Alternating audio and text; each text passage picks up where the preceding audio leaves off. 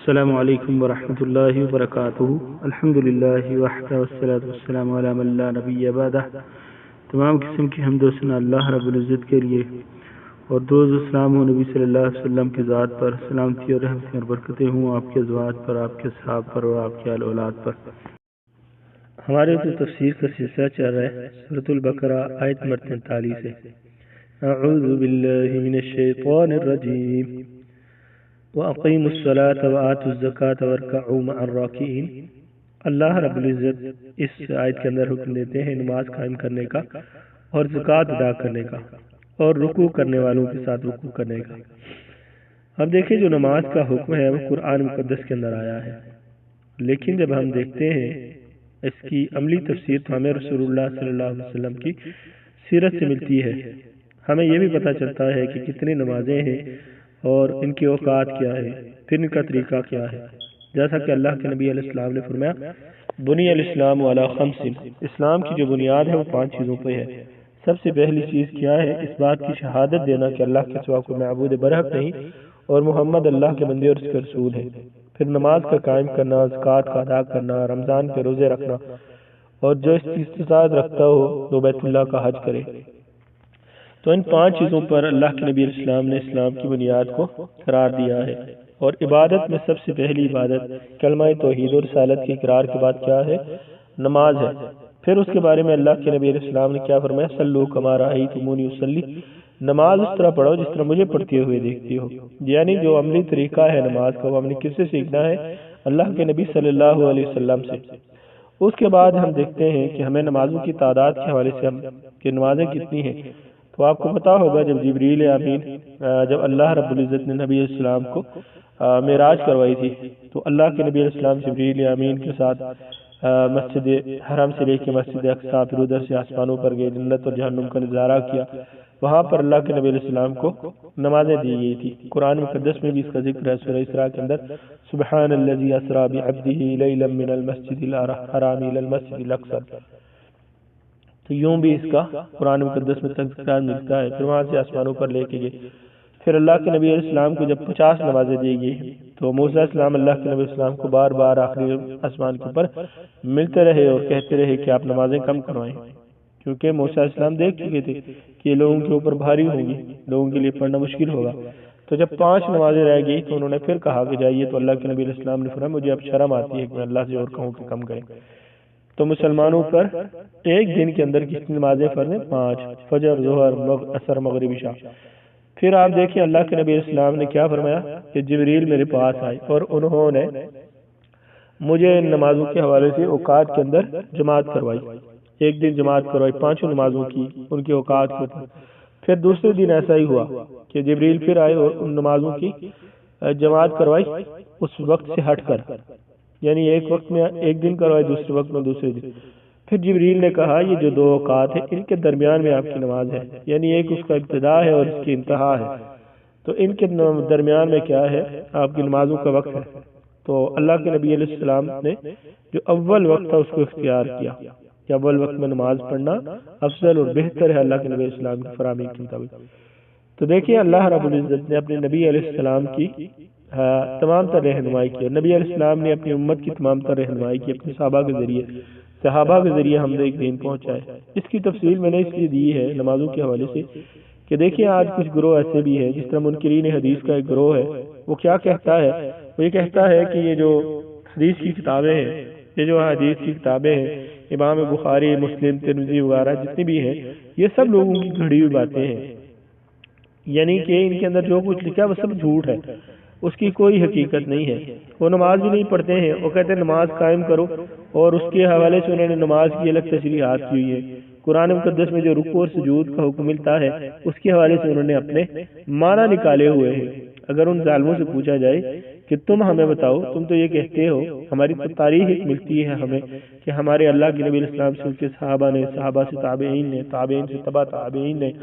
پھر ائمہ نے، محدثین نے اور علماء کرام نے ایک لڑی کے ساتھ یہ تمام سلسلہ سیکھا ہے، لیکن تم یہ جو گمراہی اور جہالت والی باتیں کر رہے ہو، اور تم جو نمازوں کے ان کے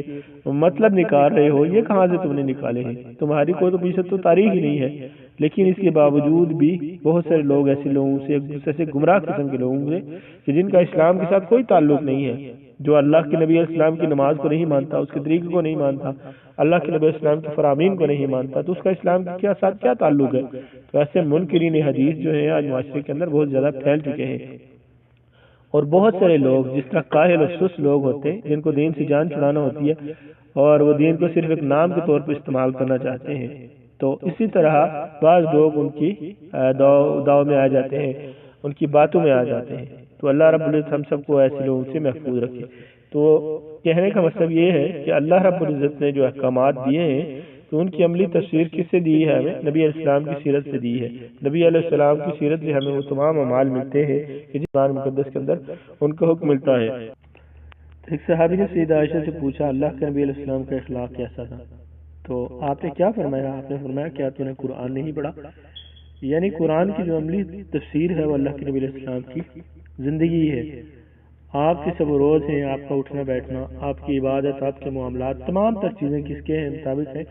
اللہ کے بتائے ہوئے طریقے کے مطابق ہیں، کیونکہ یہ دین جو تھا یہ اللہ کے نبی علیہ السلام کے لیے تو ہی نہیں آیا تھا، بلکہ اللہ کے نبی صلی اللہ علیہ وسلم سے لے کر قیامت تک آنے والے تمام انسانوں کے لیے تھا کہ اللہ کے نبی علیہ السلام لوگوں کو طریقہ بتا کے جائے جو اللہ کی طرف سے ان کے لیے نازل کیا گیا ہے۔ اب دیکھیں، ایک طرف وہ لوگ ہیں جنہوں نے احادیث کا انکار کیا اور نماز کو پڑھنے سے انکار کر دیا، دوسری طرف تو وہ کافر لوگ ہیں جنہوں نے اسلام لایا ہی نہیں ہے، لیکن تیسری طرف وہ لوگ بھی ہیں کہ جنہوں نے کلمہ توحید کا اقرار کیا، وہ مانتے ہیں کہ نماز فرض ہے لیکن پھر بھی وہ نماز نہیں پڑھتے ہیں۔ اور اگر قرآن مقدس کو دیکھا جائے تو اللہ رب العزت نے نماز پڑھنے والوں کے حوالے سے کتنی بڑی بات کی ہے، کتنی بڑی وعید سنائی ہے۔ فرمایا فویل للمصلین، ہلاکت ہے ایسے نمازیوں کے لیے جو اپنی نمازوں سے غافل ہے، یعنی نماز تو پڑھتے ہیں لیکن غفلت کا شکار ہیں، کیا ان کے اوقات پہ ان کو نہیں پڑھتے ہیں، مسجدوں میں جا کے نہیں پڑھتے ہیں، اور اسی طرح کیا ہے صفائی کا خیال نہیں رکھتے، طہارت کا خیال نہیں رکھتے ہیں، خشوع خضوع کا خیال نہیں رکھتے ہیں۔ تو اللہ فرماتا ہے کیا فویل للمصلین، ہلاکت ہے ایسے نمازوں کے لیے جو اپنی نمازوں سے غافل ہیں۔ اور بعد میں تو یہ کہا ہے کہ ویل جو ہے ویل وہ جہنم کی ایک وادی ہے، تو ان کو اس کی وعید سنائی جا رہی ہے جو تمہارا ٹھکانہ وہ ہے۔ تو دیکھ لیں جو نماز پڑھ رہے ہیں لیکن اپنی نمازوں سے غافل ہیں، خشوع خضوع کا خیال نہیں رکھتے ہیں، طہارت کا وقت کا پابندی نہیں کرتے ہیں، تو ان کو اللہ رب العزت تو جو نماز نہیں پڑھتے ہیں، بالکل پڑھتے ہی نہیں ہیں، ان کے حوالے سے انسانوں کو کتنا ڈرنا چاہیے کہ اللہ کے نبی علیہ السلام کی کتنی احادیث ہیں۔ اللہ کے نبی علیہ السلام نے فرمایا بین العبد والشرک والکفر ترک الصلاۃ، بندے کے اسلام اور کفر میں اگر کوئی چیز فرق کرتی ہے تو کیا ہے؟ وہ نماز ہے۔ اللہ کے نبی علیہ السلام نے کیا فرمایا کہ ہمارے اور مشرکین کے درمیان جو عہد ہے وہ نماز کا ہے، یعنی ہم مسلمان نماز پڑھتے ہیں، مشرک نماز نہیں پڑھتے۔ اللہ کے نبی علیہ السلام نماز پڑھا رہے ہیں، آپ نے جماعت کروائی ایک شخص سے، وہ نماز پڑھ کے بیٹھے تھے، یعنی انہوں نے پڑھ لی تھی۔ اللہ کے نبی علیہ السلام نے جب سلام پھیرا، نماز ختم کی، تو اللہ کے نبی علیہ السلام نے ان سے یہ نہیں پوچھا کہ تم نے نماز کیوں نہیں پڑھی۔ اللہ کے نبی علیہ السلام نے فرمایا انت مسلم، کیا تم مسلمان ہے؟ اگر تم مسلمان ہے تو پھر نماز کیوں نہیں پڑھی ہے؟ تو دیکھیں اتنی سخت ہے۔ اور جو گھروں کے اندر پڑھتے ہیں ان کے حوالے سے آپ دیکھیں کہ اللہ کے نبی علیہ السلام نے کیا فرمایا کہ میرا دل چاہتا ہے کہ ایک شخص کو امام مقرر کروں، جنگل سے لکڑیاں اکٹھی کروں اور ان لوگوں کے گھروں کو آگ لگا دوں کہ جو بغیر کسی وجہ کے مسجدوں میں نہیں آتے، یعنی مسجدوں کے اندر قریب ہونے کے باوجود بھی اگر کوئی نہیں آتا ہے تو اللہ کے نبی اسلام کا یہ حکم تھا ان کے حوالے سے، یہ خواہش تھی ان کے حوالے سے۔ اور اسی طرح اگر آپ دیکھیں کہ اللہ کے نبی اسلام نے نماز کے حوالے سے کتنی فضیلت بیان کی ہے کہ جو گھر کے اندر نماز پڑھتا ہے، اکیلا نماز پڑھتا ہے اس کا، اور جو مسجد میں جا کے جماعت کے ساتھ پڑھتا ہے اس کے لیے کیا ہے 27 نمازوں کا ثواب ہے۔ اسی طرح عورتوں کے حوالے سے آپ دیکھیں کہ عورتوں کے حوالے سے اللہ کے نبی اسلام نے کیا فرمایا کہ اللہ کی بندیوں کو اللہ کے گھروں سے نہ روکو، فرمایا کہ ان کی نماز گھر کے اندر افضل ہے، لیکن اگر وہ مسجد میں آ کے پڑھنا چاہیں تو پھر بھی ان کو مسجدوں سے نہ روکو۔ اور ہمارے ہاں کیا ہے آج کل مسجدوں کے اندر عورتوں کے لیے پابندی ہے، کہا جاتا ہے یہاں بھی فتنہ ہو جائے گا۔ اور بازاروں کے اندر عورتوں کو دیکھیں، ہر گھر کے اندر عورتوں کو کھلی چھوٹ ہے، بازاروں کے اندر جائیں جہاں مرضی جائیں، رشتہ داروں کے اندر جائیں، شادیوں میں جائیں، کوئی پابندی نہیں ہے۔ مسجد میں آنے کے لیے ان کے اوپر سخت پابندی ہے۔ عیدین کی جو نمازیں ہیں ان کے حوالے سے اللہ کے نبی علیہ السلام کی کتنے سخت فرامین ہیں۔ اللہ کے نبی علیہ السلام سے صحابیات پوچھتی ہیں اللہ کے نبی علیہ السلام ہمارے پاس تو کپڑے نہیں ہیں، اللہ کے نبی اسلام نے فرمایا ان چادریں نہیں ہیں، اللہ کے نبی اسلام نے فرمایا جو مسلمان عورت ہے اس کے پاس چادر نہیں ہے تو اپنی دوسری مسلمان بہن کے ساتھ مل کے آئے، اور فرمایا جو حائضہ ہے وہ بھی آئے، مسلمانوں کی دعا کے اندر شامل ہو اور ایک جگہ پہ سائڈ پہ ہو کر بیٹھے، جو نماز والی جگہ پہ نہ بیٹھے۔ تو اللہ کے نبی اسلام کی فرامین سے یہ ہمیں ملتا ہے، ہمارا عمل کیا ہے، ہماری تعلیمات آج کیا ہیں، اللہ کے نبی اسلام کی فرامین کے بالکل مخالف ہیں۔ اللہ کے نبی اسلام نے بچوں کے حوالے سے کیا فرمایا ہے، بچہ جب 5 سال ہو اس کا نماز پڑھاؤ، اگر 7 سال کا ہوتا ہے نماز پڑھتا ہے تو اس سے سختی کرو، نہیں پڑھتا ہے اگر نہیں پڑھتا تو سختی کرو، اور اگر 10 سال کا بھی ہوتا ہے نماز نہیں پڑھتا اللہ کے نبی صلی اللہ علیہ وسلم نے فرمایا اس کو گھر سے نکال دو، یعنی اس طرح اس پر سختی کرو تاکہ وہ نماز کا پابندی کرے، اس کو پتا ہو کہ تم کس لیے اس دنیا کے اندر آئے ہو، جیسا کہ اللہ نے فرمایا وما خلقت الجن والانس الا لیعبدون، کہ ہم نے جنوں اور انسانوں کو کس لیے پیدا کیا، اپنی عبادت کے لیے، اور عبادت میں سب سے افضل اور سب سے اہم عبادت یہی ہے کہ اللہ کے نبی علیہ السلام نے فرمایا کسی حال میں نماز معاف نہیں ہے۔ ایک صحابی نے شکایت کی اپنی بیماری کے حوالے سے، اللہ کے نبی علیہ السلام نے فرمایا اگر بیٹھ کے نہیں کھڑے ہو کے نہیں پڑھ سکتے تو بیٹھ کے پڑھو، اگر بیٹھ کے نہیں پڑھ سکتے تو لیٹ کے پڑھو، اگر لیٹ کے بھی نہیں پڑھ سکتے تو پہلو پر یا اس طرح پڑھو کہ اشاروں سے پڑھ لو، لیکن نماز کو معاف نہیں فرمایا۔ اگر پانی نہیں ہوتا تو اللہ رب العزت نے امت کے لیے رخصت دی ہے کہ آپ تیمم کر لیں، لیکن نماز کی معافی نہیں ہے، اور اللہ رب العزت نے اہل جہنم کا قرآن مقدس میں کچھ یوں تذکرہ کیا ہے، جب اہل جنت جنت میں چلے جائیں گے تو دیکھیں گے کہ جہنم والے ہوں گے تو ان سے پوچھیں گے ما سلککم فی سقر، کہ تم جہنم میں کیوں ہو، تو کیا کہیں گے قالوا لم نکن من المصلین، تو فرمائے وہ کہیں گے کیا کہ ہم نماز نہیں پڑھتے تھے اس وجہ سے ہم کو جہنم میں ڈال دیا گیا ہے۔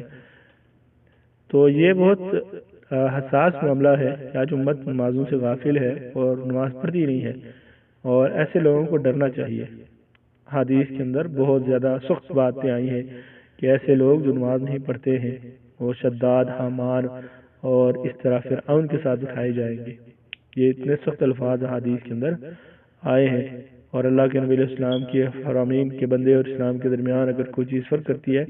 تو نماز فرق کرتی ہے بندے کے اسلام اور کفر میں۔ تو اگر کوئی شخص ایسی حالت میں مر جاتا ہے تو کیا کہہ سکتے ہیں ہم کہ ایسے بندے کا اسلام کے ساتھ کوئی تعلق ہے؟ اس کو ایسے ڈرنا نہیں چاہیے کہ کہیں اللہ رب العزت اسے کفار میں سے نہ اٹھا کھڑا کر دیں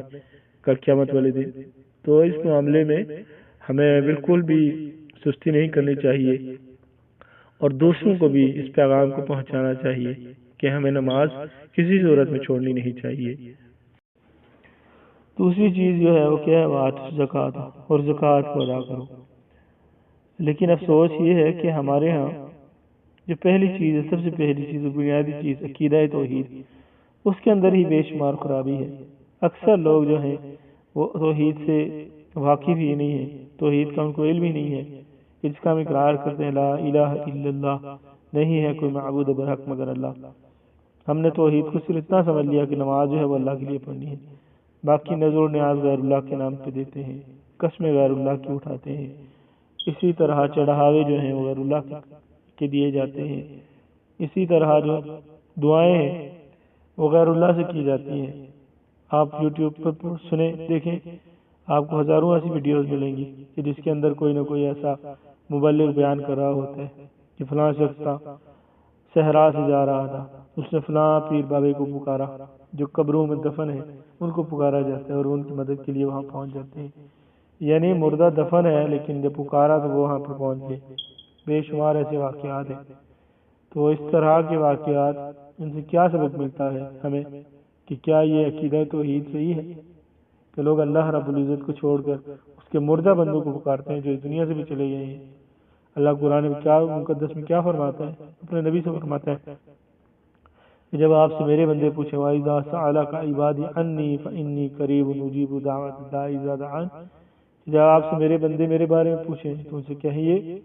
کہ جب کوئی پکارنے والا مجھے پکارتا ہے تو میں اس کی پکار کو سنتا ہوں۔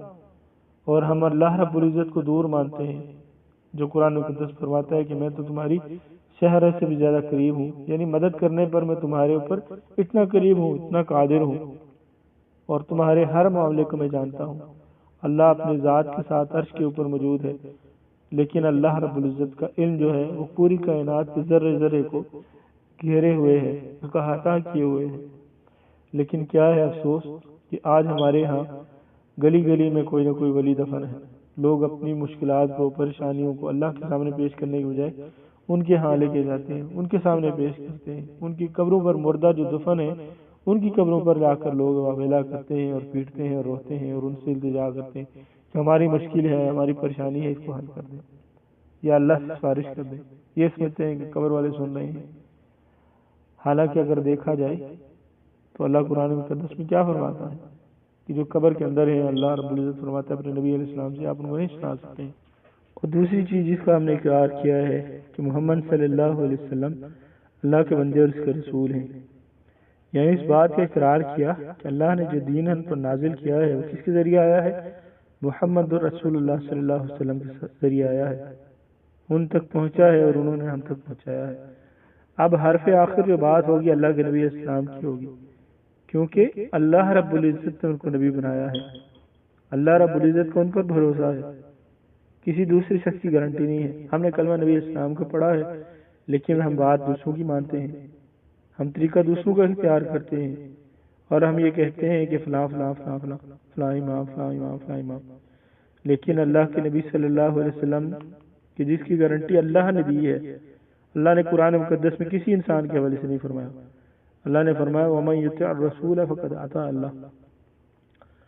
کہ جس نے محمد صلی اللہ علیہ وسلم کی اطاعت کی اس نے گویا اللہ کی اطاعت کی، کیونکہ محمد صلی اللہ علیہ وسلم ایسی ذات ہے کہ جن سے کوئی اختلاف نہیں کر سکتے۔ اس کے بعد جتنے بھی ہیں، سیدنا ابو بکر کتنے بڑے مقام والے ہیں، سیدنا عمر کتنے بڑے مقام والے ہیں، لیکن ان کی کسی بات کے ساتھ انسان اختلاف کر سکتا ہے، ان سے کوئی نہ کوئی غلطی ہو سکتی ہے، لیکن نبی علیہ السلام کی ذات ایسی ہے کہ جن کے حوالے سے اگر کوئی ایسا عقیدہ رکھتا ہے کہ اللہ کے نبی علیہ السلام نے یہ چیز غلط کی ہے،